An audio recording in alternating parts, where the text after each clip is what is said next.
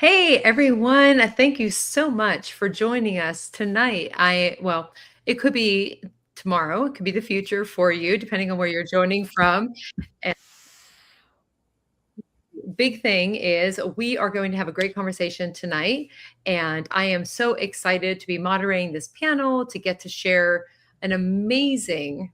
Well, I don't want to do any spoilers for you, but first of all, introductions are important.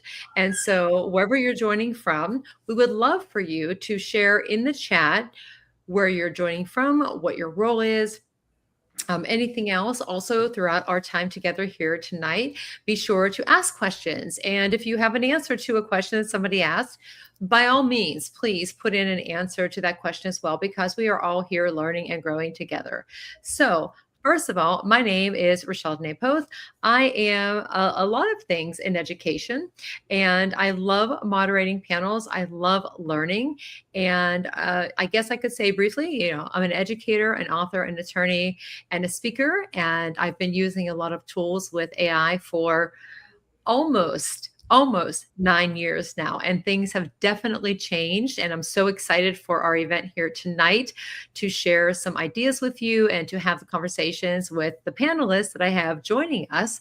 And on to Rachel, who I would like to introduce briefly by saying Rachel Thompson is joining. But Rachel, if you could, because I love a story, let us know a little bit about you and the work that you do.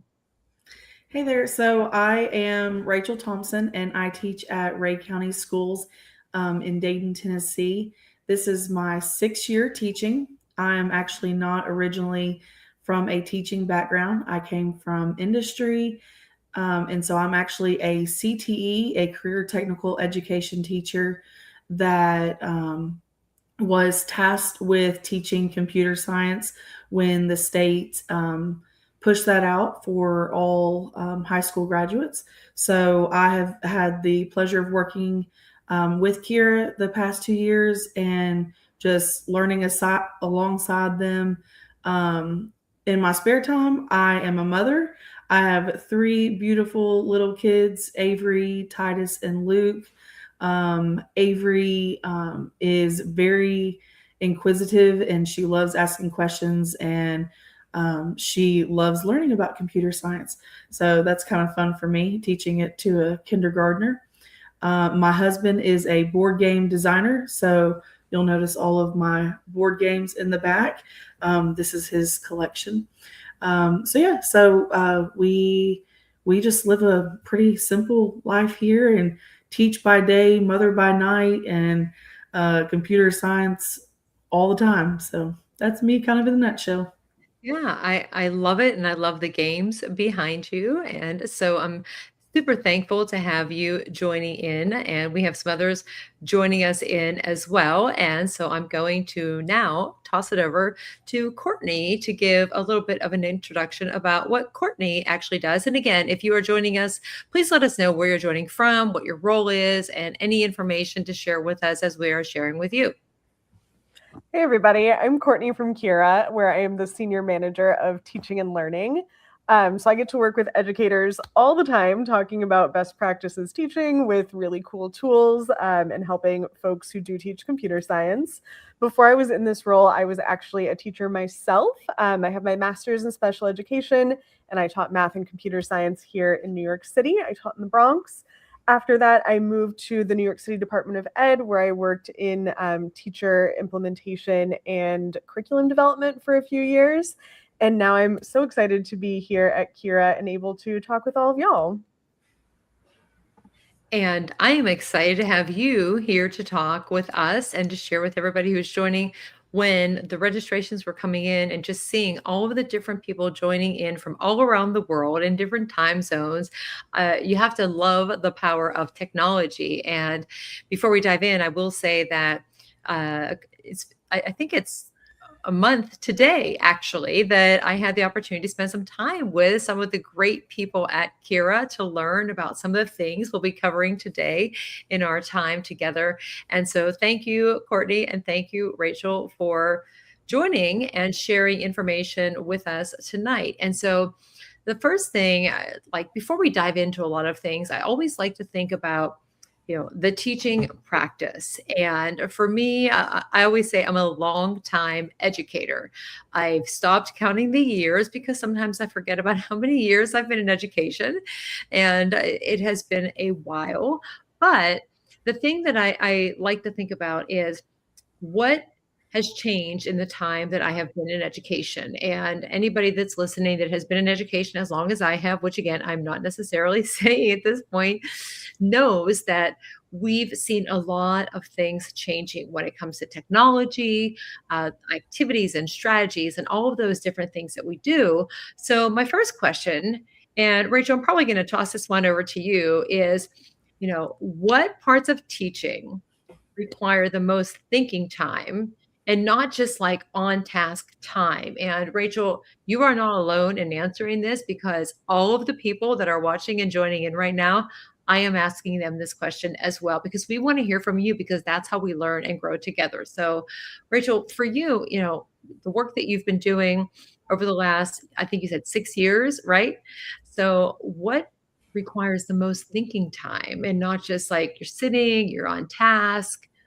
What can you share? Yeah, so for me, the thing that I think takes the most time is transitioning from certain activities.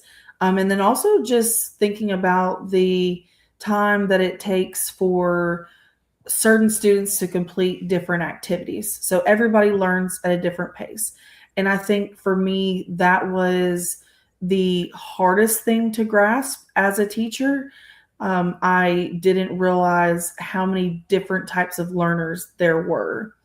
And so for me, when I first begin a school year, the first thing I try to do is to learn how everybody learns, and then also what are some of their strengths. So that way I can try to structure the class the way it needs to go. Like some classes are going to work really well pairing up and doing work together, one on like just with one person.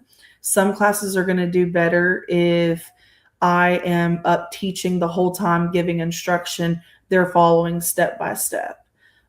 So really for me, the thing that takes the most time is really just mapping out what a class looks like, because even though I'm teaching the same class all day, not every class is structured the same. And you're right. And I remember one year in teaching, I had 6 different courses, well, 6 classes, 5 of which were Spanish 1 and 1 which was French 1. And I found myself saying like, did I already tell you this? But it made lesson planning really easy because I was just basically preparing for 2. But then that transitioned over the years to where I had 5 or 6 different types of courses that I was planning lessons for.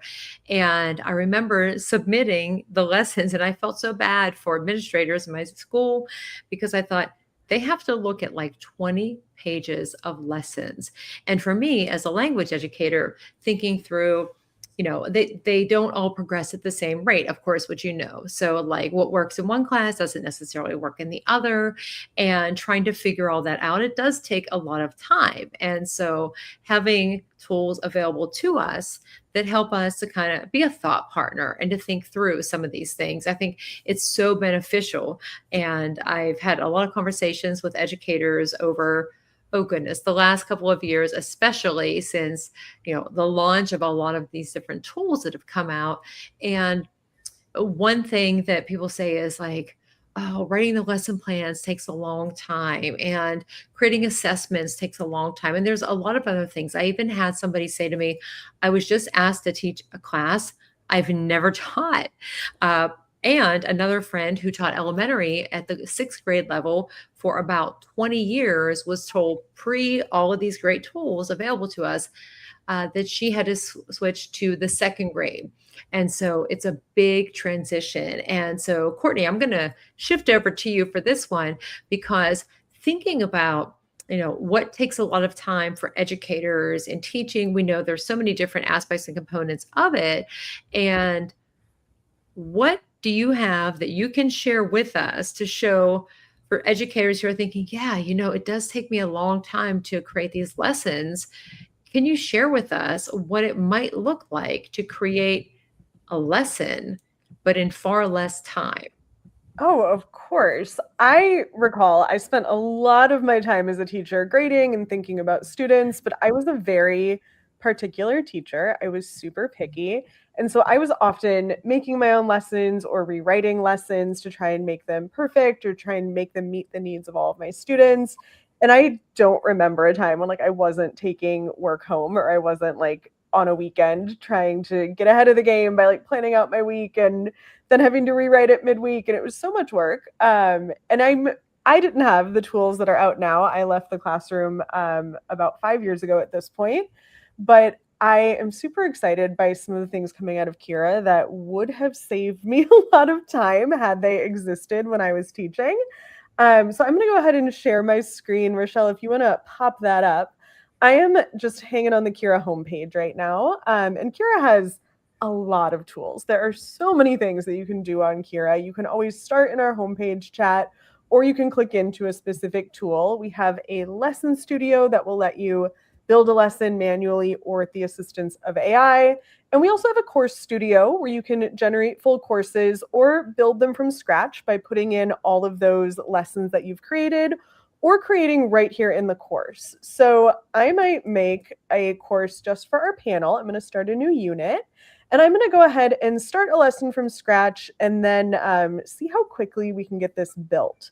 So I'm not teaching anymore. I do have a lot of things I'm curious about, but I would love to know if anyone in the chat has something they'd like us to build a lesson on. Please feel free to drop it in and we will see if anything comes up. If we don't have any ideas, I'll plug something in. I got a lot of them. Wow. I mean, I could give you, I have no idea why my default is always photosynthesis. I am not a teacher of anything related to photosynthesis, but when I do a demo, I'm like, hey, let's type in, I could have picked a shorter word, but let's see here. We have some comments coming in. Oh, wait. Yeah, we'll pivot from photosynthesis. I know. And I love picking, and for anybody out there, this is something that you can, oh, we got one. Thank you, Josh. Life cycle of butterflies. Butterflies, a favorite of mine. Good pick. All right. So we are going to see how this evolves. There was no pun intended on that one. But as you will see, so anybody that has used anything with AI, I will say I'm a fan of quotes and a lot of other things for people that know me, but Ethan Mollick had made a quote that imagine AI is just basically, it's going to get better. So when you see this, I've worked with educators that have never used any of the large language models. They're just starting. They're not sure where to begin. And so I always say, think of something that takes a lot of time. And so as you watch and see, I wish that we could see, your reaction whenever you see this happening for the first time. Like, oh my goodness, let's go. It took me, 5 hours to do my lesson plans in the past, but with this, no, I don't think it's 5 hours. Yeah, Kira still takes a minute. She needs her time to spin and think. But as she's spinning and thinking, she's actually pulling out some really cool things. She's putting in text elements and media elements and all types of different really, really cool interactive components that she's dropping right into the space. So we'll let her work as we continue our conversation, and we will hopefully be seeing a lesson generate before our eyes. And what we'll have at the end is something that we can iterate on either manually or with more AI assistance. And then we can assign to students directly on the Kira platform so they could start working on this immediately. If y'all were in my class, you would be doing work before our panel discussion is over. Well, that I like how you did that, and I see it's starting to populate the life cycle of a butterfly. I'm a huge fan of this topic, so thanks again for sharing this topic. And other questions that I think of as an educator, and that other educators will say to me, like, "Well, hey, feedback." Giving students information. I had a conversation with a group of students in a focus group over the last couple of months, and feedback we know that needs to be authentic and meaningful and timely. And that authenticity piece comes from us with having conversations with our students. But often, depending on what your role is, and for me as a language educator and technology educator, I don't often assign essays. And I know that for the last couple of years, one of the top responses I get from educators is, what can I use so that I can be more effective and timely in giving feedback to students? Because we know for them to actually make progress, like they need to understand where they are in their learning journey. I always say the learning journey. And so the next question that I have for us and for anybody that's joining in as well is here. So, how often do you wish that you had insight into student understanding during instruction rather than after a test? Because we can give an assessment, but then, that real time component. And so we're looking at here, and I don't want to do any definite giveaways, but I'm just going to say, like Student Atlas, throw that out there, and Courtney can come back to that. But Rachel, for you, in your work that you've been doing using Kira, prior to using Kira, and then now, like, what are you seeing? What are you experiencing? What is the impact of being able to really understand where students are in that learning journey in real time, rather than having to wait until after you've gone through and graded an assessment, whatever that format might be? Yeah, so this is something that is probably one of my favorite kind of, I guess, components of Kira is that so in the old version of Kira, in Kira 1.0, you were able to look at each activity. So the way that I describe it in my classes, so you have a lesson and then you have an activity for each lesson. You may have anywhere from 6 to 13 activities. But I can see how students are progressing. I can see if they are struggling on one component of the activity, if they aren't able to get over it. And then usually I can pull that up on my screen and say, okay, everybody, let's stop here. Let's focus on this. I see a lot of people are struggling with this topic or with this question. Another thing is that I really like that you can see what they got wrong. And then I usually have my screen always in like dual mode. So we have a program that's called Aristotle. And so I can physically see their what's on their screen. So I can have Kira on one side, their physical screen on the other side, and I can actually see as they're typing. And so I use that a lot for my students who are absent and who actually do the work when they're not there, which I know, shocking. Some students actually do work at home. Not very often, but it does happen. And then also my students who learn remotely due to other circumstances. So I can always chime in there on Aristotle as I'm looking at their current view of Kira. And so in the long run, I would love to be able to have something that notifies me more immediately than having to go into each lesson. However, what I currently have to work with in the past 2 years has been bound leaps and better than what I was working with before. And that was just looking at their test after they finished. And then it's like, well, we can't really go that much backwards because we have to keep going forward. So I love what they're doing. I love that they, listen to teachers, they take our feedback, they figure it out. And honestly, I tell people all the time, they have the best customer service. So if you're watching and you are wanting a program that listens to you and helps you, then this is the program for you. So. And I love what you said there. So many things of what you said there too, but the value in listening to educators, because we want to make sure that we're providing, like, that we have access to great resources, that we're creating great opportunities for our students to understand, especially with technology and AI, to know how to use it safely, ethically, and responsibly.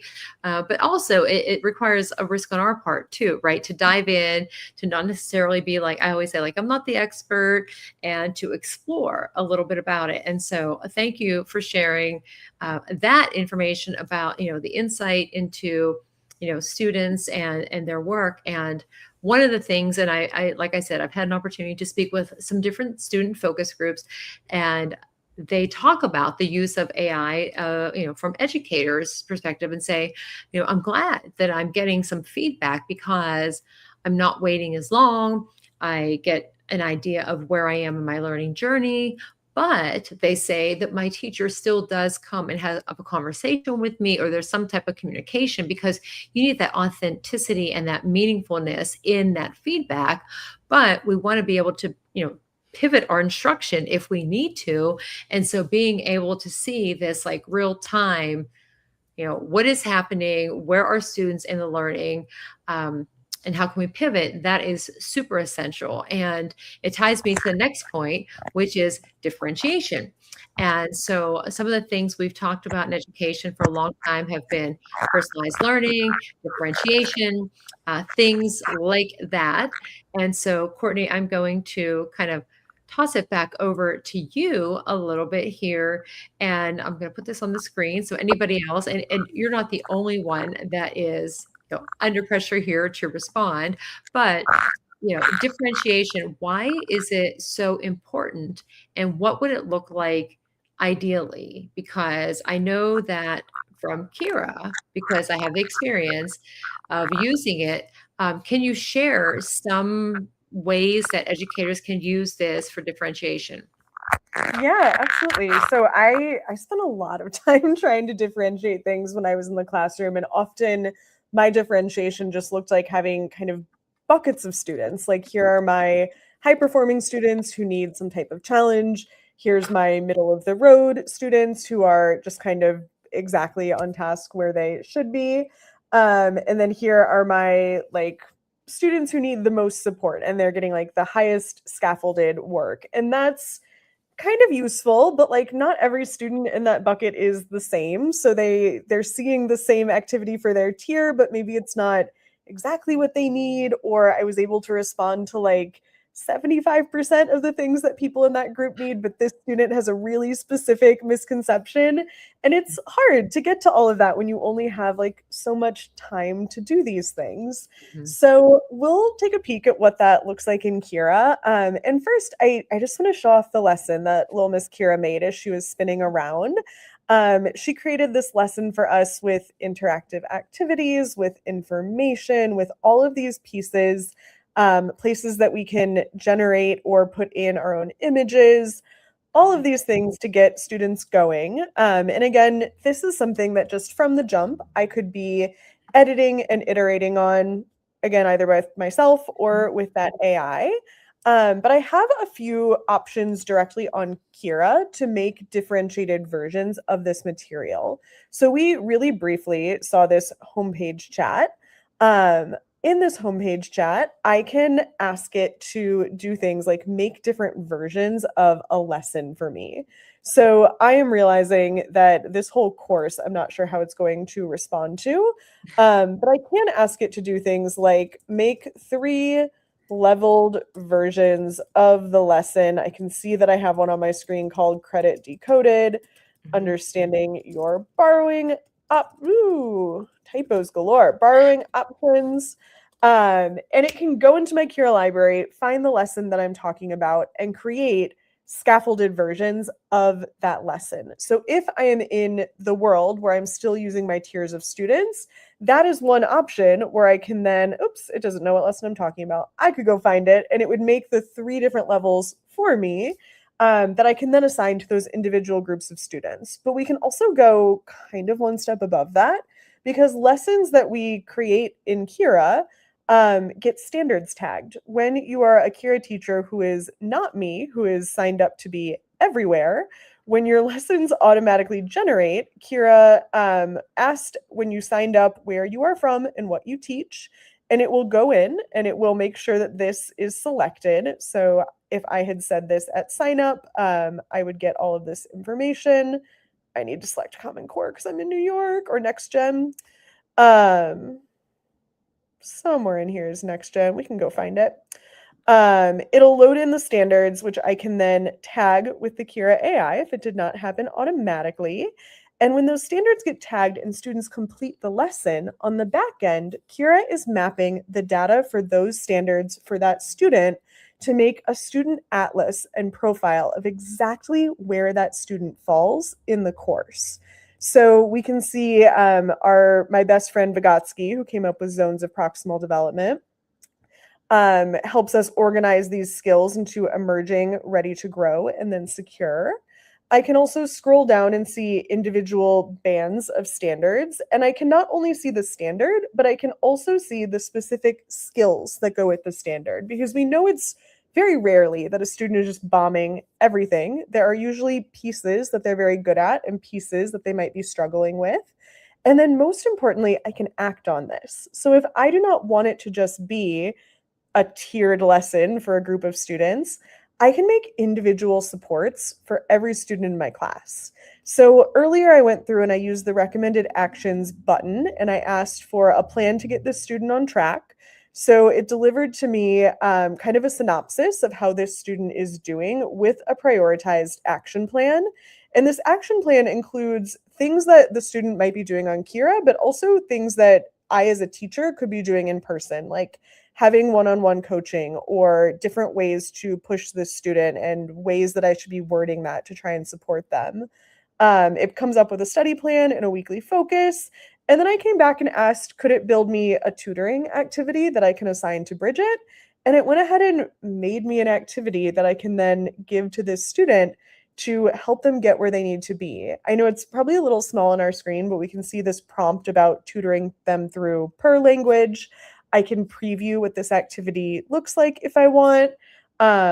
This is exactly what Bridget would see once it's assigned, where it's an AI that's going to engage her in a conversation that is very specific to her needs. And I can give this to her and send her off to do work that I can then check in on, get a summary of, see how she's doing, and follow up to try and get her where she needs to be. And I think, honestly, aside from the fact that I work here, this is probably one of the things that I'm most excited about, because I would have killed to have this level of depth when I was teaching at a standards mastery-based school. It would have been amazing.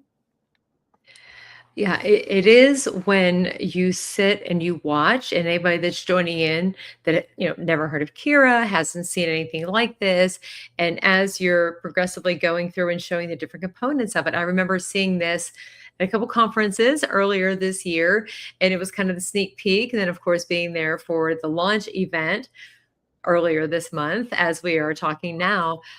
It has been really, really great. And so we do have some questions coming in, and I am going to defer to you, Courtney. I'm going to put this one on the screen there. So the question is, how do you get the lesson or test from the homepage to your students?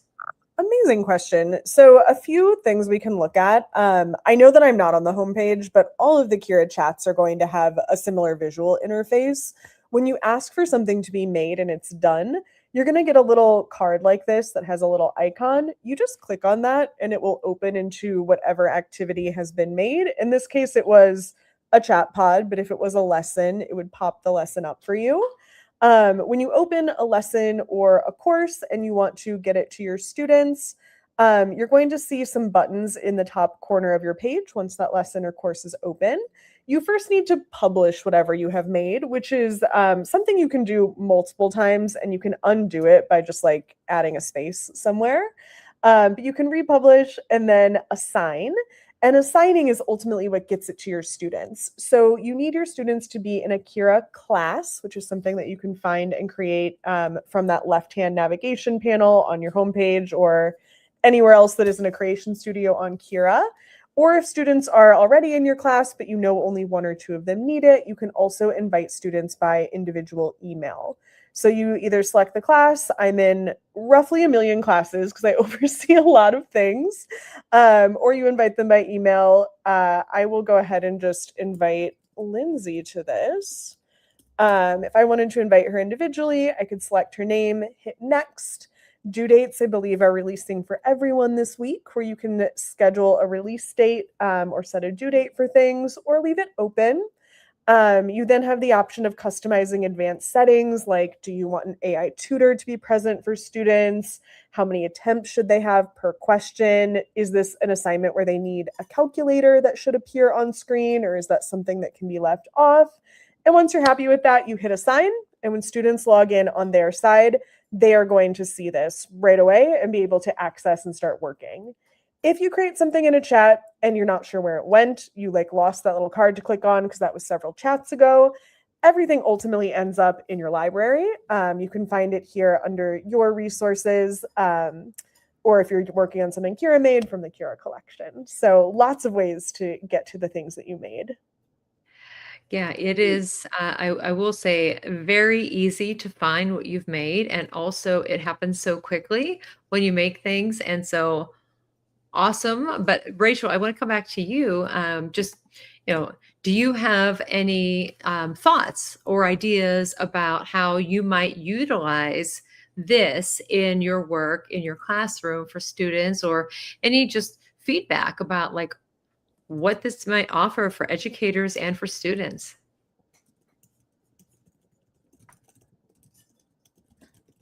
Oh, Rachel, I think you're muted. Yes, so sorry. It's okay. My kids came to the door, and so I was I muted real quickly. So just living the real world over here. So two things. We'll start over.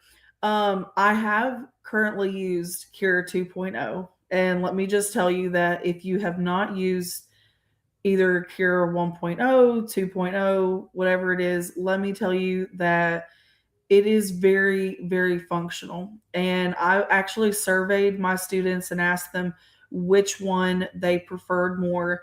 And they almost majority said 2.0 because it was so much more interactive and it gave more feedback. And so they really enjoyed the 2.0. I've made a few lessons with that just to kind of test it out. I always like to test things out before I'm really actually expected to use something. And so I love it. I am really excited to be able to differentiate different lessons for different students, whether that be students with severe IEPs or students who do not speak English as their first language. Currently, right now, I have 7 students with severe IEPs, and they do not read on the same level as other students. So if I was able to make them a lesson that met them where they are currently at and made them feel confident in what they were doing. Sometimes I feel like what I'm asking them to do is just very basic, and I more have to speak to them one-on-one where others can hear it. Whereas in Kira 2.0, I'll be able to just assign it to them, and they won't have to know that they are doing something different. So really excited about that. Really excited to utilize that, and then also just help them grow and learn more. So really excited about that. And then I think another question that came in the chat was about the different lessons. And I think somebody asked about sharing it, and I'll just chime in there because it is super easy to share. And I found it very easy to share with teachers and with students. So, yeah. Yeah, thank you for your insight, because I know a lot of educators are probably thinking about, what does this look like in the classroom? And then especially talking about differentiation and the ease of it and being able to have the assistant nearby and go back and forth. And it's fun. I will say it is really fun to dive in and just try. And then when you see, like, I love watching people's expressions whenever they've tried it for the first time, because I know we have some people joining in that have not heard of Kira, or they've heard of it, they haven't used it. And you get that first experience where you're like, whoa, like what just happened? And then being able to switch it and adjust it really quickly makes a very, very big difference. And so thank you for sharing that. And there's some other comments coming in here. Lindsay says a great point for students to not know that they're being given different materials than other students in their class. They shouldn't feel singled out. And that is definitely something that I've seen in my classroom. And I'm sure, Rachel, like you've probably seen in your classroom as well. And so we will have some other questions coming up, but I do have a question coming up for you and for everybody that is joining in, and then we'll go back to some Q&A here at the end. But the question is, are there certain parts of a teacher's role that AI shouldn't touch, or is there a healthy balance? And I'm going to remove that for right now so we can just have a conversation a little bit with this. And anybody that's joining in, please feel free to, dive in. Rachel, if you want to start and talk about, how you're using some AI tools, I can certainly share some ideas in my own practice, but I always like to hear and learn from others. So currently I use AI to help me grade. Typically I will plug in like what the correct answer is, and then AI will take that and grade anywheres from 5 to 100 assignments at once, which is super helpful because I have 120 students, and so it's just helpful to have somebody else kind of having like a teacher's aide. They're grading for you, just like any thing that you might use, whether that's a physical teacher's aide or AI. There are certain things that you may have to go back and check and say, you know what, this student is trying and they deserve more points than what AI would award them.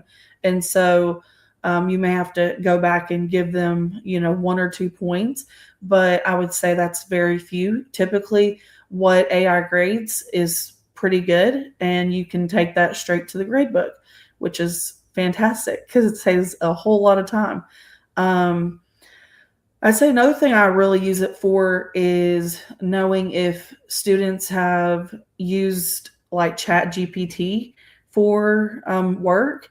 I feel like Kira has a great plagiarism detector, and then another thing that I use, Google Classroom has one as well. And so I use AI. It's funny. I use AI to help me detect if AI helped them on their work. It's kind of funny.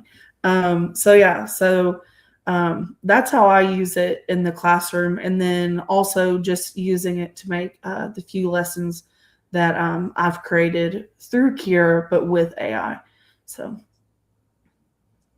Yeah, thank you. And I love, like you, I love the potential of all of the different things that we can do with AI. And the question that I present to educators or whoever actually even out of the education sector at this point is, think about the different tasks that you have, whether they're time consuming, they take you away from your students, from your colleagues, or I joke and say, like, it's that thing that you've taught so many times, you're like, I need some new ideas.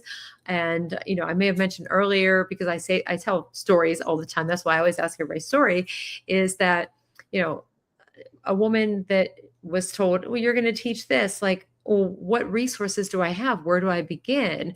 And so using it in a way, using AI in a way that is helping us as a thought partner, because I know, and you probably, Rachel, know this as well, and any educator that is listening, because we have them from all over the place, it's like you can be teaching in the same building and you can go days or weeks without actually seeing the people that you teach with, even if you're in a small school. And so having somebody where you just want a quick idea, a brainstorm, a thought partner, it makes a big difference. And then sometimes that's just all you need. It's just that one idea to just to get you started, and then you go on your way. And so there are a lot of things that I test out, and I use all of the original, ChatGPT for 3.5 years now to brainstorm. But it is great to have something that that is built for education, for educators, for students, and that it's in a safe space.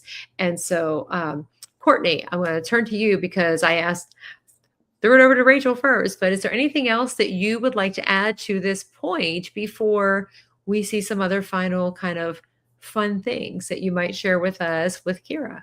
Yeah, of course. I would love actually to highlight what Stormy has said in the Facebook chat.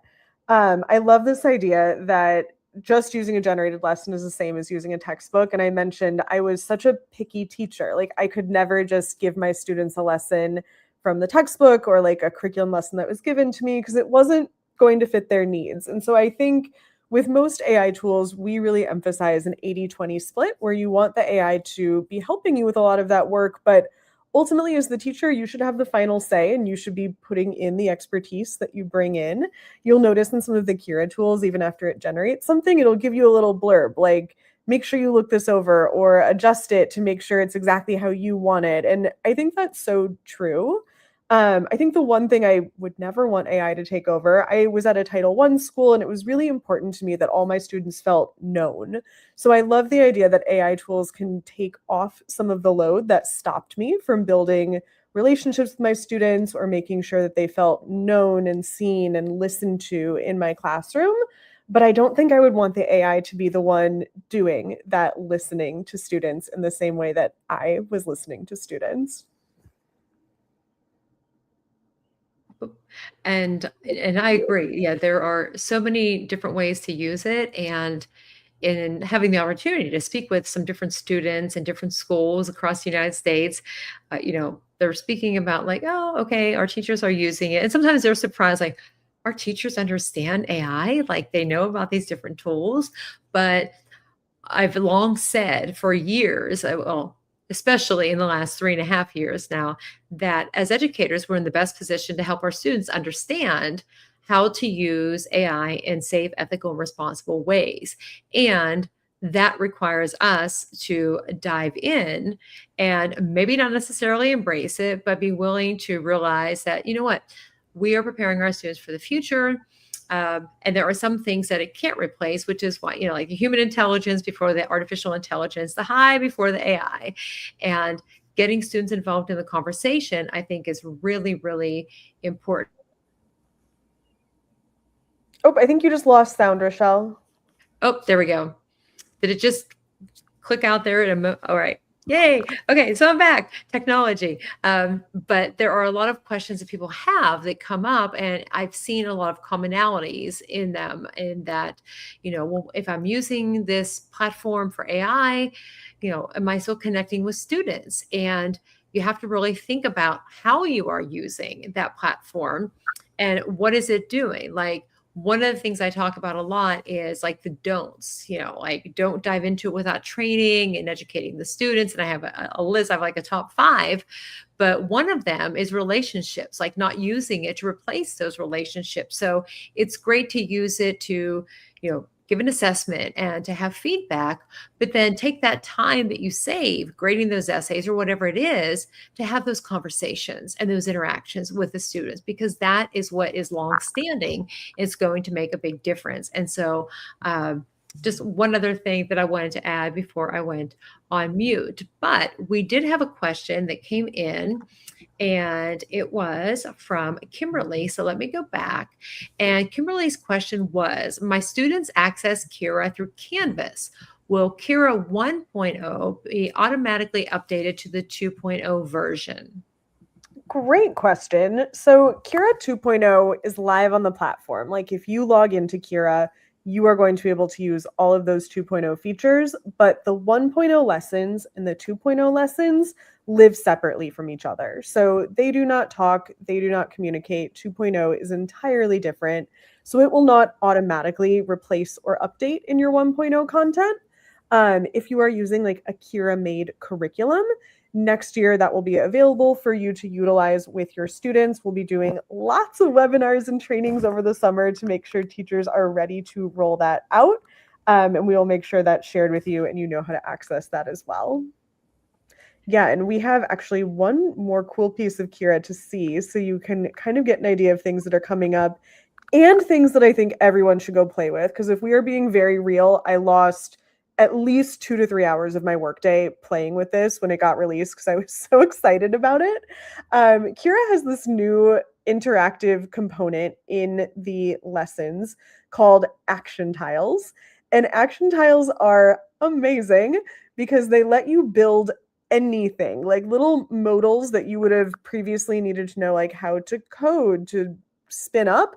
You can just tell the AI to build and it will make it for you. And these are things that you could be putting in your lesson for students to play with, or something you're making to do full screen.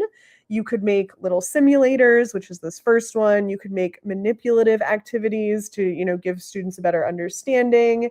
You can make practice more dynamic or gamify content. It's so cool. So I'll show you a few briefly, and then I'll just talk about how to make them because it's pretty easy. The first one I made was a math one, obviously.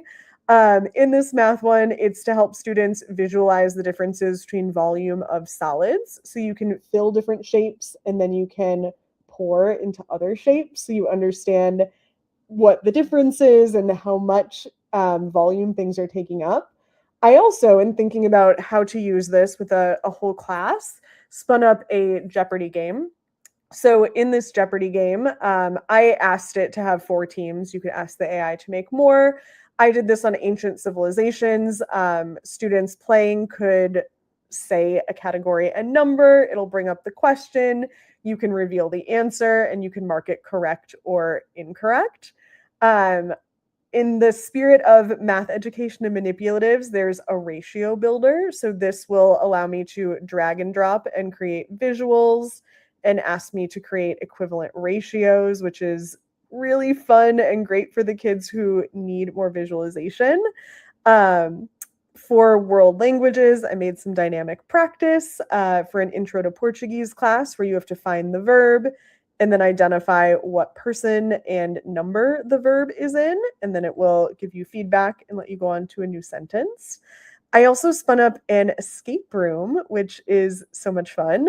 When you start the escape room, it keeps track of your elapsed time and your score. So you can go through and answer questions of all sorts of different types, and it goes through all the systems of the body. There's a polygon explorer. All of these came out of nowhere. Like, you're not going to find these just floating around Kira. You have to make them yourself.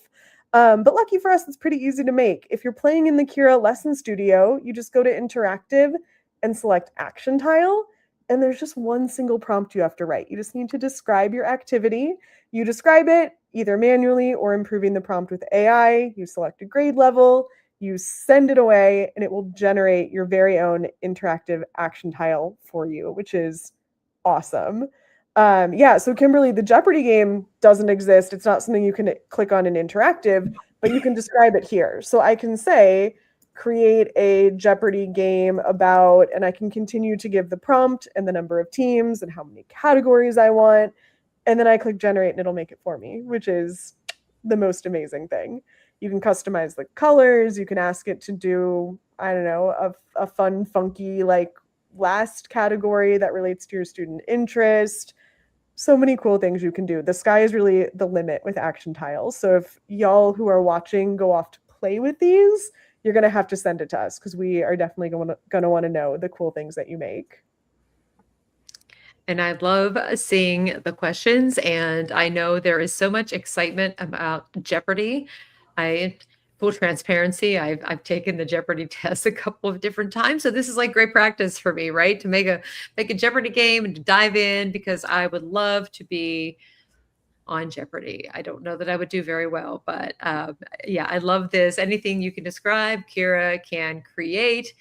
And I love this one. Thank you so much, Kimberly, for your comments. It is true. I will say, in full transparency, I might be a little bit,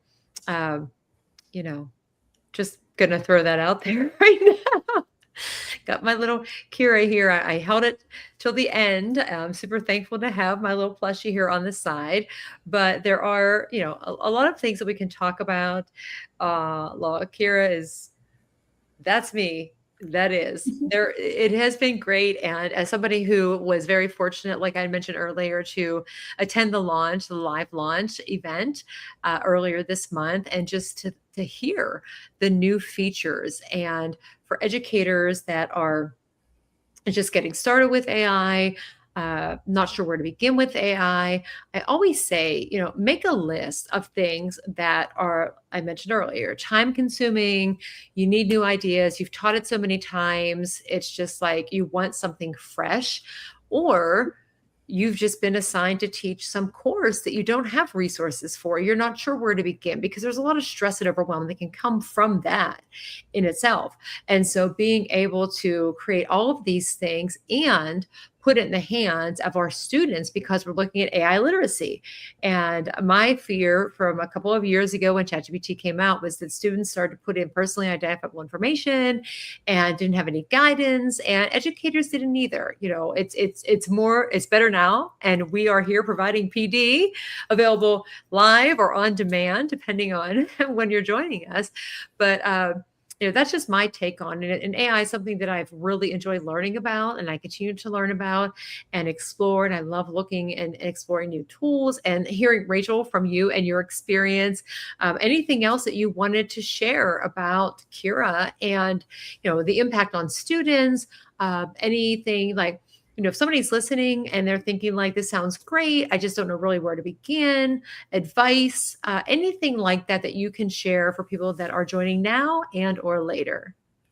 Yeah. So I would say the first step would be to, just like Courtney said, get in there and play around with it. You are going to learn so much about how to construct the lesson the more you do it. I personally am not as detailed as Courtney is when she's making a lesson, because I don't know all the ins and outs of everything. Like, Courtney, you're so smart. And so, but I made a lesson on keyboarding for coding specifically, because I saw that was something that students did not understand, the different keys in order to, for instance, do the curly brackets. They had to first know where the regular brackets were. And so, just as an example for that one, so I simply made a keyboarding lesson that and I was in where Courtney showed you the, where you put in the description of your lesson. I just literally typed out what keys I wanted them to learn. And just as simple as that. And it created an entire lesson. And we went over that lesson right before we began coding. And it made all the difference. So different from this year, from last year, because that was something I just assumed all students knew all the keys on the keyboard. That's not true. And happy to share that if anybody wants it. All the students at our school actually went through that same lesson that I created. So the middle school students and the high school students. So I'm like, everybody needs to know this. But yeah, I would just say play around with it. And if you have questions, don't hesitate to ask, because I promise you the team at Kira is there to help you and to be, if you have questions about the material or how to present it to your administrators or anything like that, they're there for you. I promise you. And I've worked with numerous different people, and they're all great. So just reach out to them. I love that. Yes. And they do value the feedback, and there is a community. So, everybody that filled out, if you're joining in and you submitted the form, you'll get the recording and some resources. If you did not yet fill out that form, just so you have it, let me put it back on the screen for you. I made it, it's a tiny URL, easy to remember. So if you just know Kira, with capital K. And we've done a webinar before this. So it's Kira Web and then number 2. So you can fill out that form, and we will be sure to send you the recording, some additional resources to make available for you so you can check all of the things out and get started. And Rachel, that's great advice. Like, just, you just have to start somewhere. That's the key. It's like, you just have to start and try one thing and open it up, look at the dashboard, see what's available. And if you're like, don't see that I can use this one, there's so much more that's there available to use. And so for everybody who fills out the form, we will be following up, like I said. There is a Facebook group. So if you're looking for building community and sharing ideas, I love all of the different learning communities that are out there, because that is great professional development aside from us live streaming tonight. But I will drop that link into the chat as well, and be sure to share that with everybody in the follow-up email that comes to you. And as you fill out that form, we will be in contact and give the recording, the resources, the links to the communities. And any last words, Courtney or Rachel, that you would like to share before we wrap up and say, happy Tuesday evening, or people that are joining in from the future, happy Wednesday, or anything like that?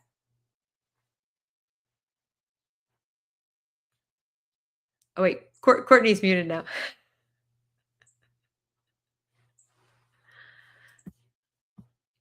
Interesting. Technology at its finest. Courtney, you can type it in. Oh, I heard you. Did you hear me? Now, yeah. Okay, cool. So I was saying happy Wednesday to the future, which I think is most important. But also, we are very serious that if you make cool things, you have to send them to us. I want to see them so badly. Please go forth and play with Kira and make things and let us see them. Thank you. Rachel, anything else? Yeah, I just like to say that if anybody out there who is teaching computer science and you want more information, reach out to Kira. They have my contact info. And I love helping other teachers with their journey as they begin computer science. So happy to help however I can. Anything that I have or anything that I've created, I'm happy to send your way. All right. Well, you've heard it here tonight or tomorrow or somewhere in between. You've gotten, hopefully, this has been great information for you. Maybe it's the first time you're hearing about Kira. Maybe you've known about Kira and you didn't know about all the new features, Kira 2.0, but a great informative session. And I hope that you have opened up a tab while you've been listening to the conversation tonight and got some great feedback. Like I said, we'll be sending the resources and the recording to you. And Stormy, always thankful to have you join in anything and to see you. So yes, please dive in. There's so many great ideas available. And thank you, Josh, for joining us as well. It has been a great time tonight, and everybody else who's joined in, whether on Facebook, on LinkedIn, on Twitter, X or Twix, and or YouTube. We appreciate you, and we thank you for joining us for this event, and hope that you will dive into Kira and enjoy all of the possibilities. Thanks, everybody. Have a great rest of your fill in the blank. Thanks, Courtney, and thanks, Rachel, and thanks, Kira.